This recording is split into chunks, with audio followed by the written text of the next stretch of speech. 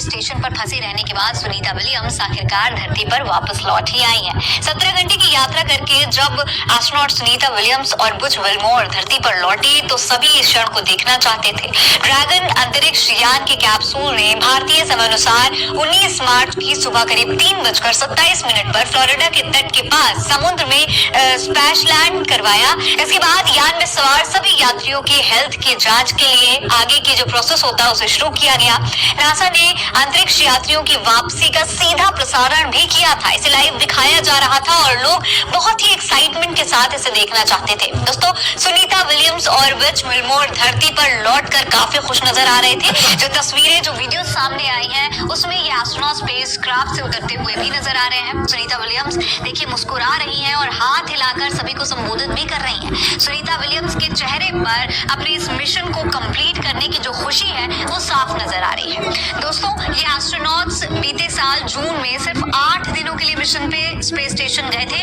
लेकिन विमान में कुछ खराबी आ गई थी जिसकी वजह से यहाँ वहां पर फंस गए थे। 9 महीने से ज्यादा समय हो गया और ये लोग वहां पर रहते रहे, लेकिन आखिरकार इनकी वापसी अब जाकर के संभव हो पाई है। ऐसे में ये सवाल बार बार उठ रहा है कि 8 दिनों के मिशन की तैयारी से तो ये लोग गए थे, मतलब जो स्पेस क्राफ्ट था इनका उसमें 8 दिनों के लिए खाना मौजूद होगा, तो फिर 9 महीने तक स्पेस में रहना इन्हें जब पड़ा, जब ये पूरा इनका मिशन इतना लंबा हो गया, तो फिर खाने पीने का इंतजाम आखिर कैसे किया गया?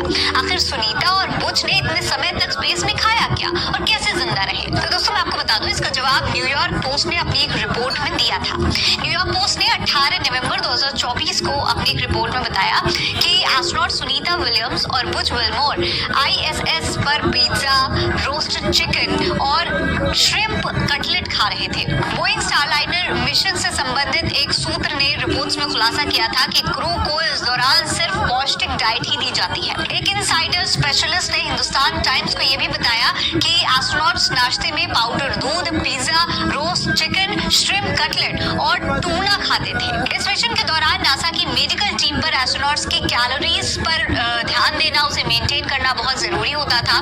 9 सितंबर को नासा की ओर से जारी की गई एक तस्वीर में विल्मोर और विलियम्स को खाते हुए भी देखा जा सकता है। इसके अलावा स्पेसक्राफ्ट में रखे गए सभी मांस और अंडे को धरती पर ही पकाया जाता है, जिसके बाद उन्हें सिर्फ गर्म करने की जरूरत होती है और यही ये लोग खाते भी हैं। वहीं सूप, स्टीव और कैसेरोल्स को पानी में रिहाइड्रेट किया जाता है और फिर इसका सेवन किया जाता है। दोस्तों, नासा के सूत्रों का कहना है कि शुरुआत में ताजे फल, सब्जियां, रोस्ट चिकन और पिज्जा उपलब्ध कराया गया था, लेकिन ये 3 महीने में ही खत्म हो गया था, जिसके बाद काफी समय तक सुनीता और बुच को पाउडर वाला दूध, डिहाइड्रेटेड कैसरोल और फ्रीज ड्राई सूप से काम चलाना पड़ा। स्पेस स्टेशन अंतरिक्ष यात्रियों के मूत्र और पानी को भी इस्तेमाल किया करता था। ये बड़ी हैरानी की बात है। जी हाँ, इसे यानी कि जो उनका पेशाब होता था, जो उनका पानी होता था, पसीना होता था, उसको रिसाइकिल किया जाता था पूरी प्रोसेस से, और फिर ये जो एस्ट्रोनॉट्स हैं वो उसका भी सेवन करते थे पानी के तौर पर। दोस्तों, दरअसल ISS का एक एडवांस फिल्ट्रेशन सिस्टम है और ये सुनिश्चित करता है कि एक भी बूंद पानी की यहाँ पर बर्बाद ना हो और उसे किसी भी तरीके से रिसाइकिल करके यूज किया जा सके।